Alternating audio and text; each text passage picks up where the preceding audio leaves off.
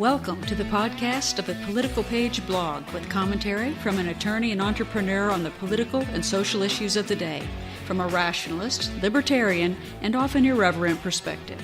This is Political Page, and here's what's on my mind today.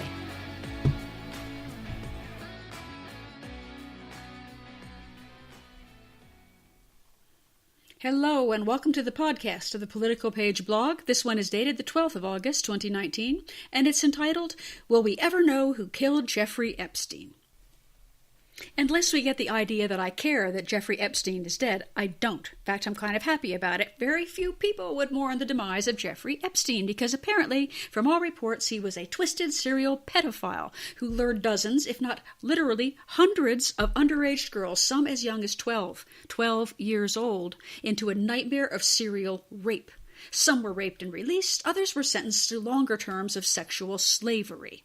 Some traveled on his private plane. They dubbed it the Lolita Express for days, in the company of wealthy Democrats and Epstein, giving, quote, erotic massages to his passengers. Others were shared around by filthy rich, dirty older men who passed them from one to another like used underwear on an island prison dubbed the Orgy Island. And the only thing mournful about Jeffrey Epstein's death is the fact that he never quite had the chance to spend about 30 years being passed around himself in the men's showers of a real prison. And that's because, finally, some depositions and other evidence that were given in civil actions involving Epstein finally hit the light of day when a judge unsealed them. And what evidence that is! Because those documents, along with the flight records from the Lolita Express that were obtained by the leaking news site Gawker, read like a who's who of progressive political power, and at the beginning of all of that is our old favorite, Bill Clinton. Now, Clinton has denied repeatedly having any such thing as extended involvement with Epstein, but unfortunately for him, there are flight records filed by the pilots of the Lolita Express, which are required to put who's on the plane, and no less than 12 times Bill Clinton's name appears on flights. In fact, there's an independent investigation that showed far more flights than they've uncovered just in those records. At least 27 times they have confirmed that Clinton flew on the Lolita Express. And according to sworn depositions, he not only shared those massage flights, but he also partied at the private island owned by Epstein, with girls as young as 15. Fondly nicknamed Orgy Island, that's where at least we have one Swedish woman who has finally come forward to describe not only being held there for sex, but being held prisoner as a sex slave. And let me tell you something, it's easy to get caught up in the investigation and lose sight of the horror. To fully understand what this means, there's this one little bit of a deposition that was given by a man named Ronaldo Rizzo, and he is the house manager for a very wealthy couple of Democrat Clinton donors called Eva and Glenn Dubin. And he describes the time that a 15-year-old had been released from the island and I guess stopped into the Dubin house, was dropped off there before she was being returned to the mainland to, I guess, try to pick up a life again. And this is how he described the 15-year-old girl. She had no passport or phone. She was crying and had no idea how she'd gotten to New York from the island. She sat down and sat on the stool with no expression, with her head down. She was literally quivering. Think about that for a minute. It's a 15-year-old. That's what these people are. And what's really important is to know who they are. Because I'll tell you something, they're all evolved Democrats. Oh, and honey, they are big time. How about Clinton's economic guru? He's now the president of Harvard, Larry Summers. And how about some billionaires, big Democrat donors? You may not know these names, but if you Google them, you'll find out who they are immediately. A guy named Ron Burkle, a scientist donor called Steven Pinker, another big billionaire donor, Glenn Dubin. You know, he who had the 15-year-old slumping at his kitchen counter after she'd been released from the island. Celebrity lawyer Alan Dershowitz, who, by the way, really denies any of this. And here we go. Here's some other big names for you. How about the former Democrat Senate Majority Leader, George Mitchell? How about New Mexico Governor Bill Richardson? Oh, and so many others. Now, listen, give them credit. Most of them deny doing any such thing.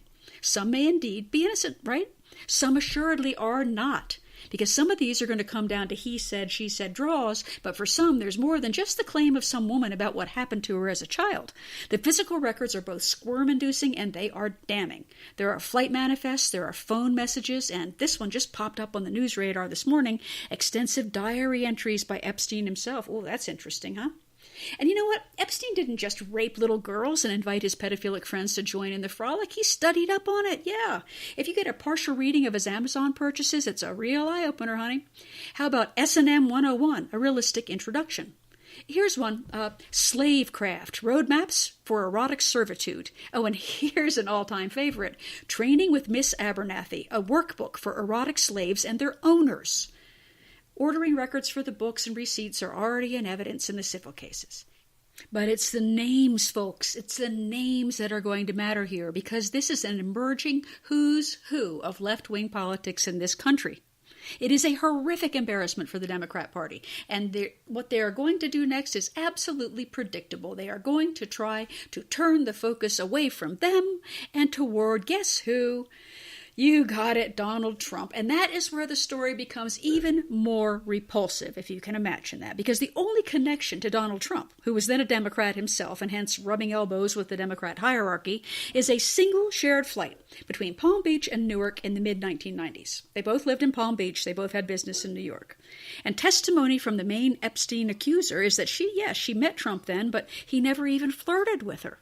He had never been seen at any of Epstein's properties. In fact, he banned Epstein from his club at Mar-a-Lago for acting inappropriately toward young women. As soon as he found out about it, he cut off all contact with him long before politics were anywhere in Trump's purview. So regardless of how they want to spin it, Epstein did not frolic with Donald Trump. But he did share his nasty little predilections with a lot of other very powerful men. And therein lays the explanation. Not only of his Teflon existence for several decades when everybody knew what was going on, but quite probably his ultimate demise, because eventually, with the release of this evidence and the renewed willingness of some of these witnesses to come forward, Epstein was arrested this year and jailed without bond, and that threatened a lot of powerful people. Now, Epstein was in federal custody on the 24th of July, last month, and he was found semi-conscious on the floor of his cell with marks on his neck. Now, the official report said he had attempted suicide, but apparently Epstein insisted to guards and others that somebody had tried to kill him. Who would have thought? And after being returned to prison, Epstein was originally kept on a suicide watch, which requires, you know what I mean, they do. They have special precautions so you can't kill yourself in your cell, and they're supposed to check up on you every 15 minutes all through the day. But then, inexplicably, Epstein was removed from the suicide watch only a week after he'd been found half-strangled in his cell. He was returned to regular custody. There was no video surveillance of his cell. The guards, who are required even in regular custody to check him every 30 minutes, mysteriously stopped checking his cell for several hours before his death.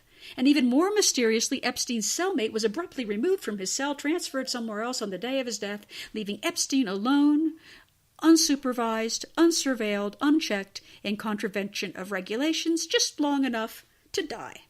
Now, one could be excused from drawing the inference from all these mysterious coincidental failures of law, policy, procedure, and basic common sense that the fix was in, that someone powerful wanted Epstein gone, probably a lot of someone's powerful, and gone he is, even if it did take 2 tries to get him. Now, the inference of that is certainly not lost on anybody with a brain, and it's also not lost on the press, except what they're concluding is really bizarre. They're concluding that it's likely that Donald Trump was behind it. Yes, Donald Trump had once shared a business flight with this guy before he basically banned him from any connection with him for being a pedophilic, scum-sucking bottom feeder harassing his employees. So assuredly, this is a Trump crime, right? A very exciting one. And maybe now that all the Russians under the bed have been swept out with the dust bunnies, we finally can bring down bad Orange Man.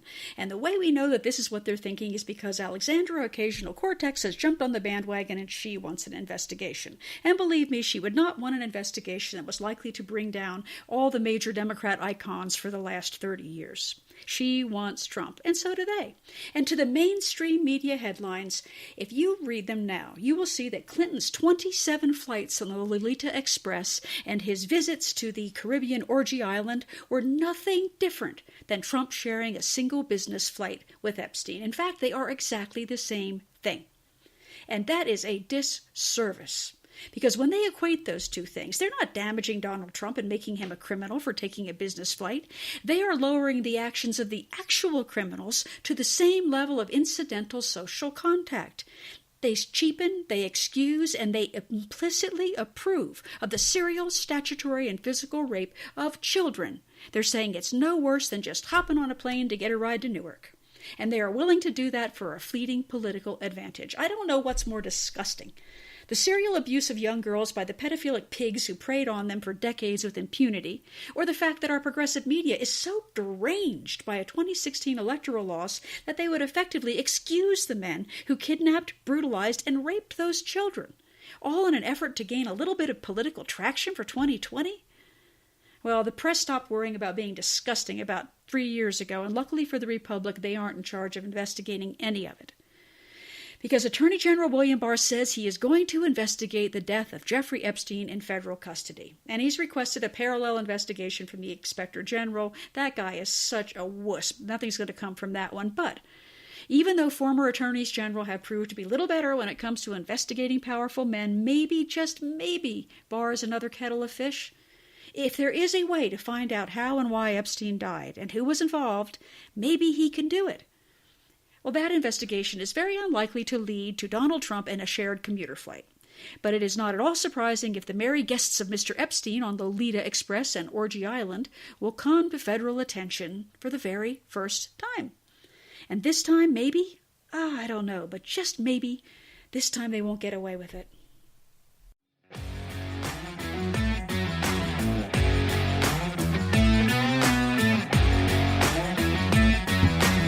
Thank you for tuning in to the Political Page podcast today.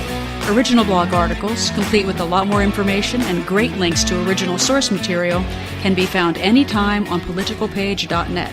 That's political, P-A-I-G-E.net.